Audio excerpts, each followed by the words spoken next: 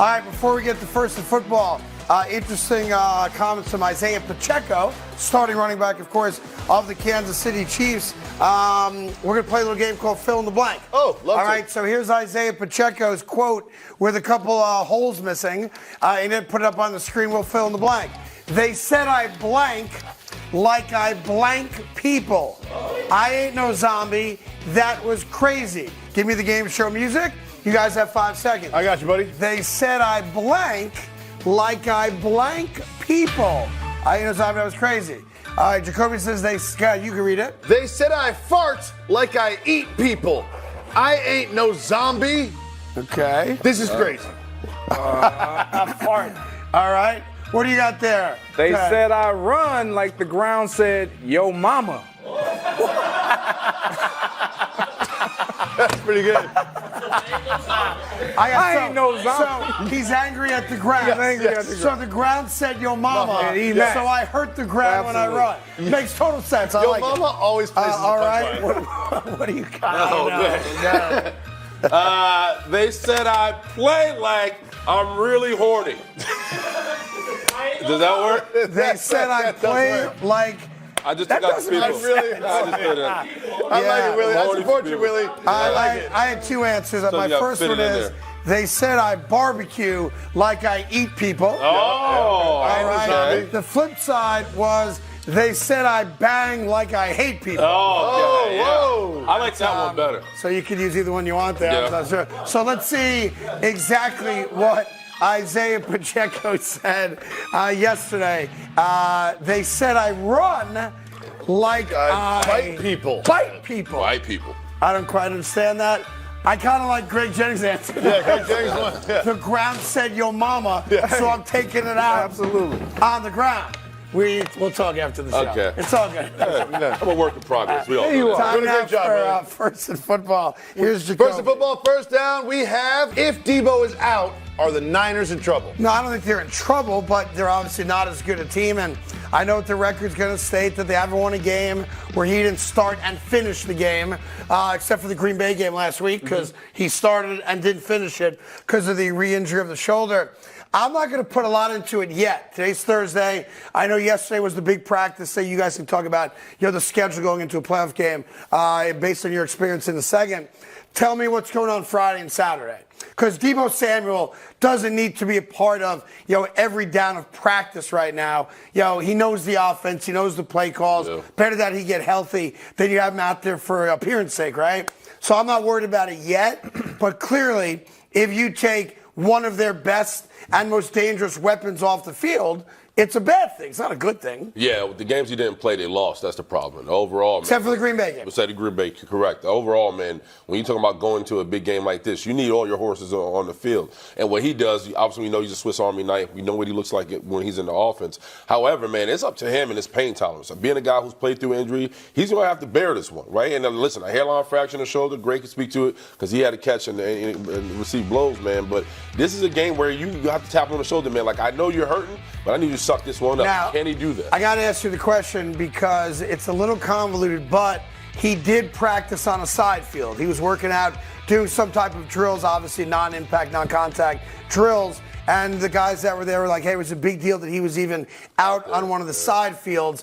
I don't want to make too much into it. He's a world-class athlete. Maybe he was running sprints. Like, I don't know what he was doing. But he was out there practicing next to where the team was. Yeah, that's cool, but it's not practice, right? Okay. And so we kind of go back to the first week of the wild card round with the Philadelphia Eagles. We all were waiting to see what A.J. Brown was going to do. Could he play? Was he going to play? He didn't practice. They were waiting, hoping and hopeful that he could potentially play. The issue is his style of play. Yeah. And do you risk his style of play in this game and possibly lose him for the more important game if you can get through this game? Yeah. Not saying that this game is not important. But they do have 2 weeks for that game. Correct. Yeah. And so if you play him and the doctors or whomever, the training staff has advised him or let him know it could get worse.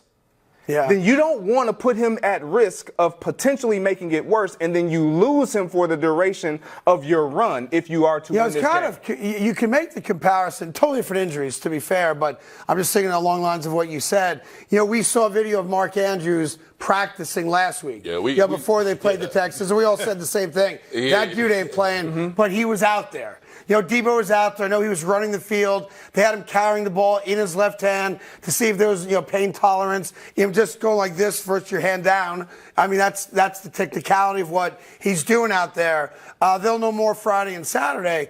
But I question, can you wait till the Super Bowl? Like, there's no guarantee you're going to the Super Bowl. So the risk of, that's like risk reward, right?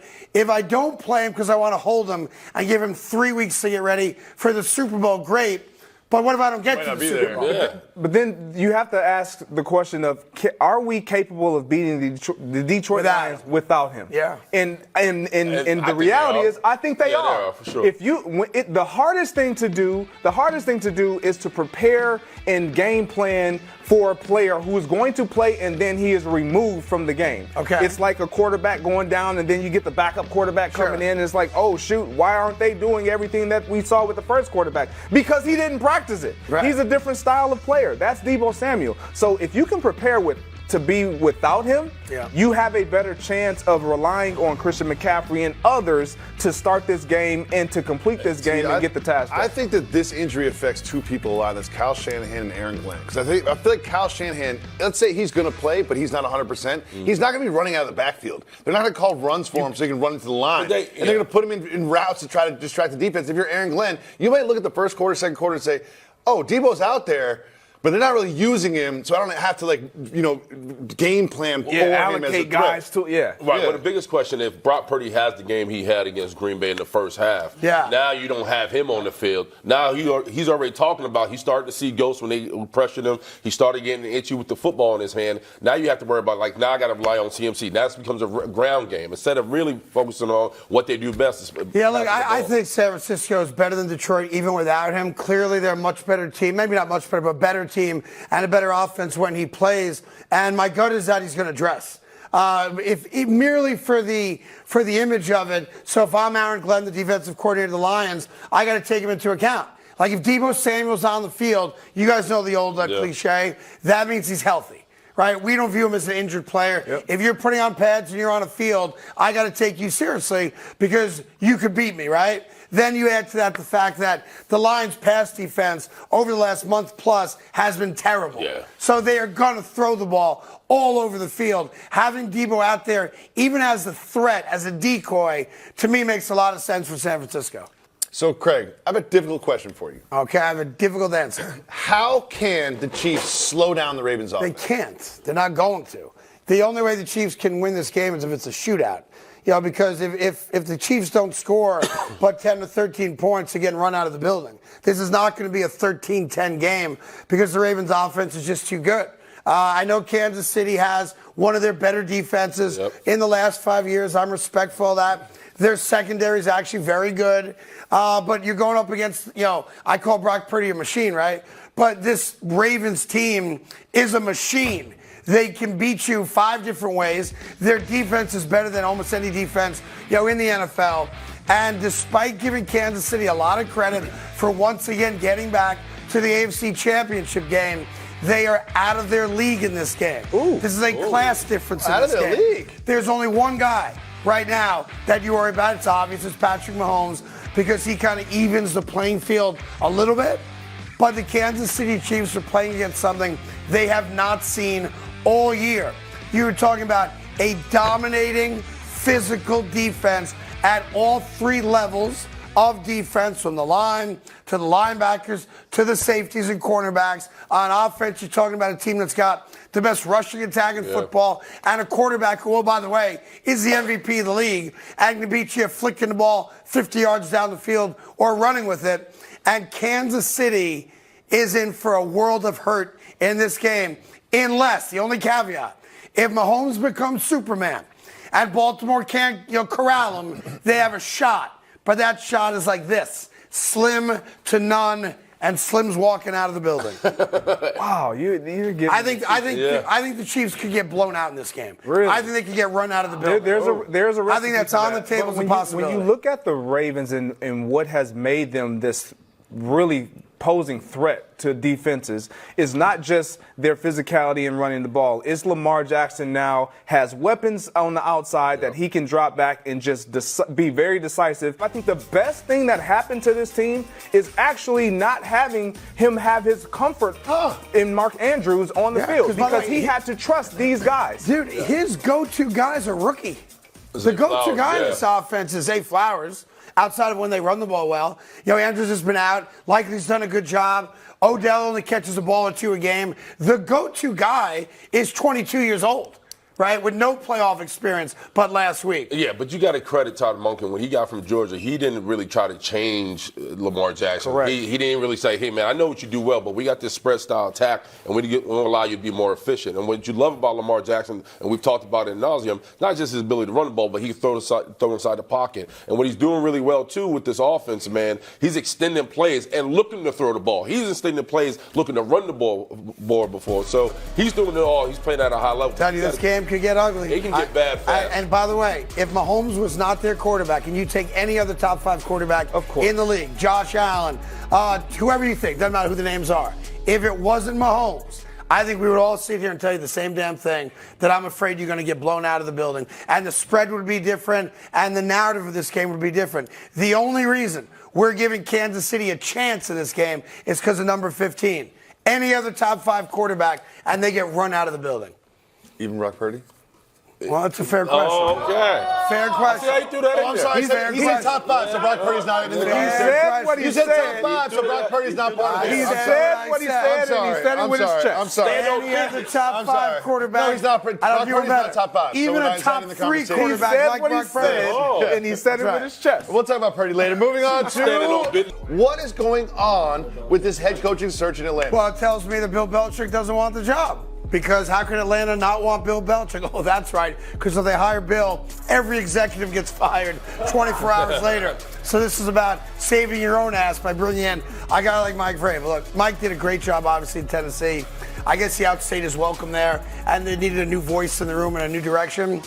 He's a competent head coach. Is he the greatest head coach of all time? No. Is he a good head coach? Yeah.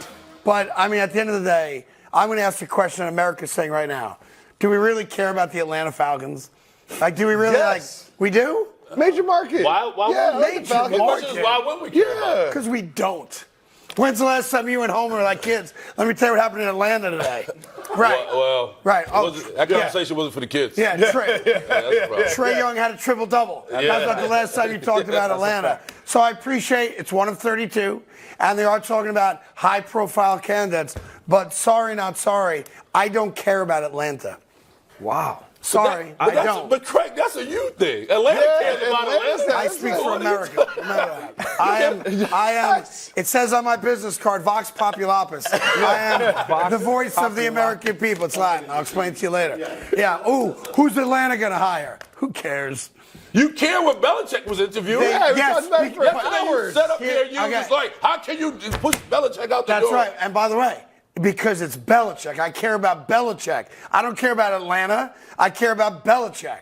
That was a Belichick story. That wasn't an Atlanta story. No, it was a story for Atlanta because you flipped the division. You got that twisted. That was a Belichick story. That was greatest coach of all time, more Super Bowls than anybody. Where's he going to go? Atlanta was just one of those cities that he might go to. That wasn't an Atlanta story. He had a chance to change the face of that franchise. Belichick. Right. Make sure we keep this sound and this video footage of Craig saying he doesn't care about Atlanta. Remember this. I'll take it one step further. Atlanta's the worst professional sports town in America, and it's not close.